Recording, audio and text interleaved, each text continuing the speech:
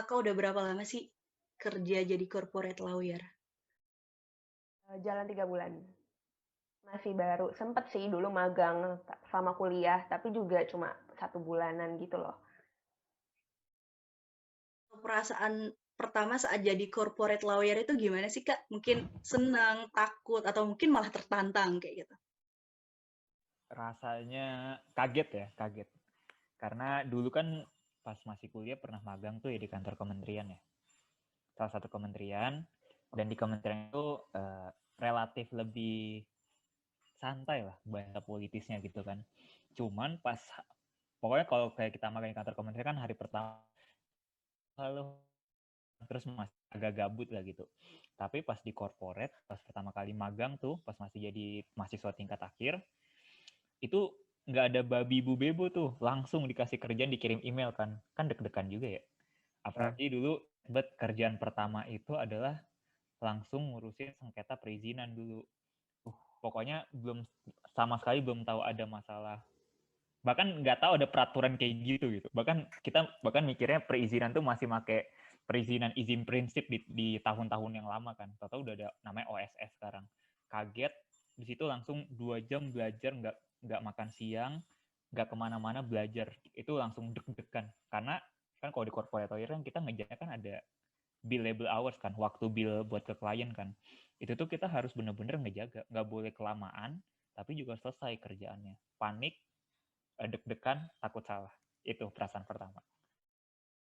Ekspektasi Kakak dengan terhadap corporate lawyer tuh sesuai sama realitanya apa enggak?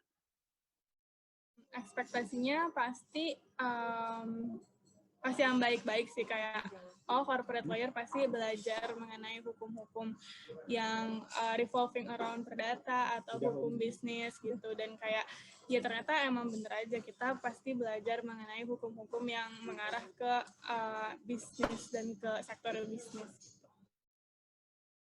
Bisa nggak, Kak, sebutin 3 sifat yang harus dimiliki oleh seorang corporate lawyer?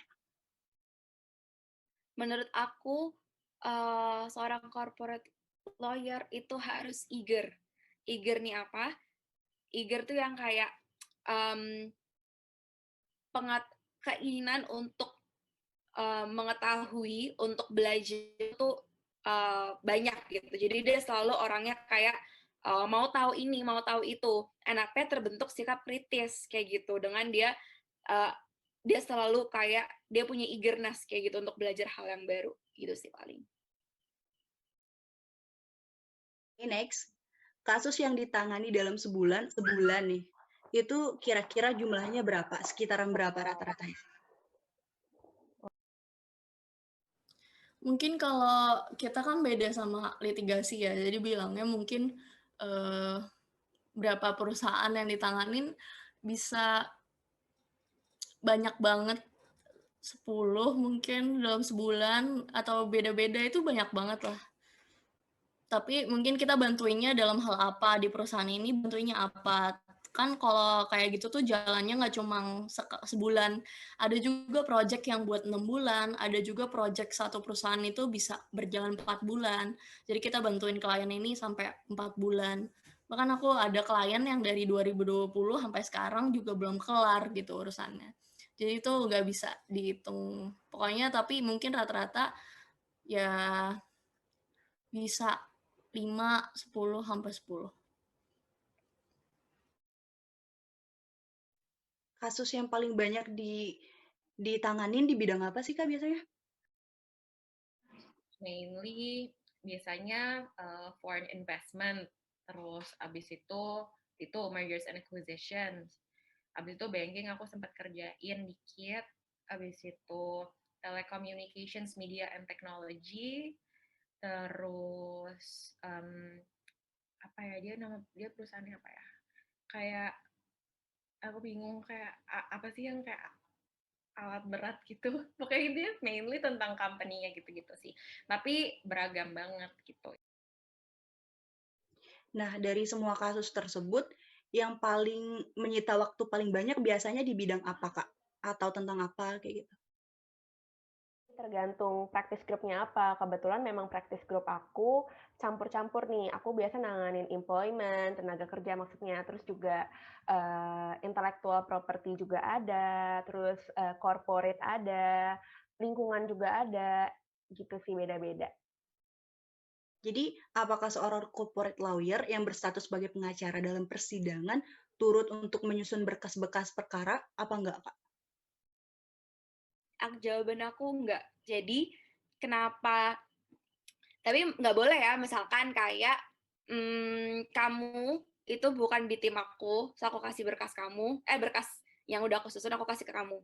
Jadi tapi bisa aja misalkan kayak partner ini adalah orang yang duduk di pengadilan gitu, pengadilan.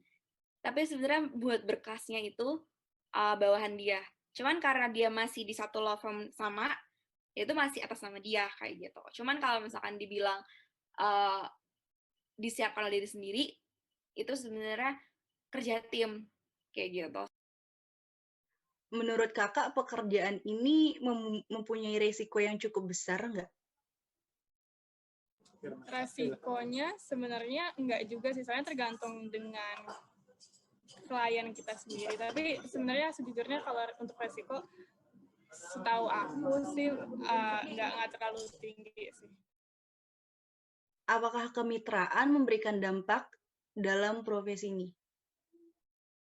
Itu penting sih, apalagi kalau misalkan kita punya teman nih, teman sangkatan gitu. Apalagi kalau dia sama-sama corporate ya.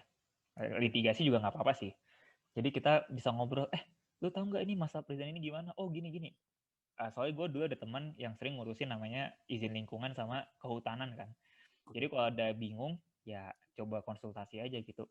Kalau litigasi juga kadang-kadang, kok kayak gini bisa penggelapan nggak sih? Bisa kayak gitu.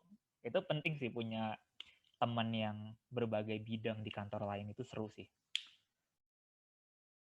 Sepengalaman Kakak bekerja di bidang corporate lawyer, lebih banyak suka atau dukanya, Kak? Ya pekerjaan pasti ada suka dukanya, walaupun kita pas ngerjain banyak leluhnya, tapi ya namanya setiap kerjaan nggak ada yang gini, simpelnya nggak ada kerjaan yang mudah, nggak ada kerjaan yang enak. Namanya orang kerja Senin sampai Jumat, udah nggak ada waktu kalian main-main tuh nggak ada gitu loh. Dan kalau misalnya emang sih kan kalau office hour kan 9 to 5 gitu. Sedangkan kalau kerja di as a corporate lawyer, itu kalian nggak 9 to 5. Kalian harus ready ketika klien bales, ya kalian harus ready gitu. Jadi sebenarnya waktu untuk, apalagi ketika WFH, ini waktu lebih luang, ya udah kalian harus ready kapan aja gitu. Walaupun ya bisa dibilang sukanya adalah ya kita bisa kenal, kita bisa belajar suatu hal yang baru setiap harinya. Itu yang paling aku suka jadi corporate lawyer. Setiap harinya pasti perusahaan yang kita tanganin beda. Jadi kita dapat insight baru, ketemu klien. Oh ternyata perusahaan batubara tuh kayak gini, ternyata perusahaan migas kayak gini, oh ternyata PLN kayak gini, kita jadi tahu kerjasama sama BUMN kayak gini, kayak gitu. Menurut aku yang sukanya kayak gitu, kalau dukanya menurut aku mungkin lebih ke waktu. Karena ya ketika kita kerja ya, ibaratnya kita udah mengabdikan diri kita buat kerjaan itu ya, jadi waktu kita banyak yang harus ya udah kayak kekat buat kerjaan itu. Jadi no more happy lagi lah gitu. Namanya juga kita udah masuk umur dewasa ya, lebih kayak hidup dalam dunia nyata aja, bukan kuliah lagi gitu. Beda kayak waktu saya kuliah di Nangor, kerja main mulu. Sekarang udah nggak ada tuh main-main lagi kayak gitu sih. Dukanya mungkin itu. Menurut Kakak, apa work-life balance Kakak sebagai corporate lawyer sudah tercapai?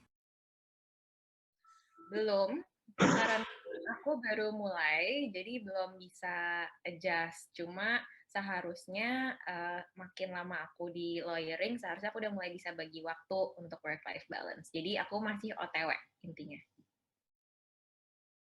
Misalnya jadi corporate lawyer itu ada peak season-nya nggak sih, Kak? peak season-nya itu ada menurut aku, cuma aku nggak tahu tepatnya kapan karena waktu tahun lalu aku masuk lebih karena ke pandemi ya, jadi mungkin lebih kayak kurang.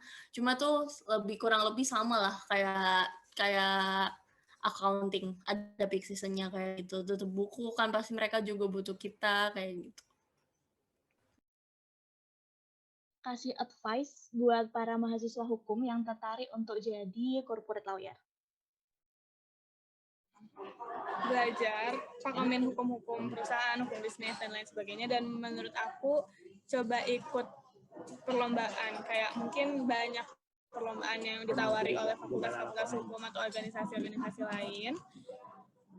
Yang pasti bikin kita lebih belajar hal-hal yang di luar kelas. Dan menurut aku, ilmu hukum itu juga bukan hanya ada di dalam kelas, tapi ada juga di perlombaan gitu. Banyak perlombaan kayak moot court internasionalnya atau moot court yang nasionalnya itu juga membahas mengenai hukum Indonesia yang lebih membahas mengenai hukum-hukum Indonesia yang pasti kepake banget pas jadi lawyer, atau mungkin kayak penyusunan kontrak drafting atau debat hukum kayak gitu-gitu pasti kepake banget.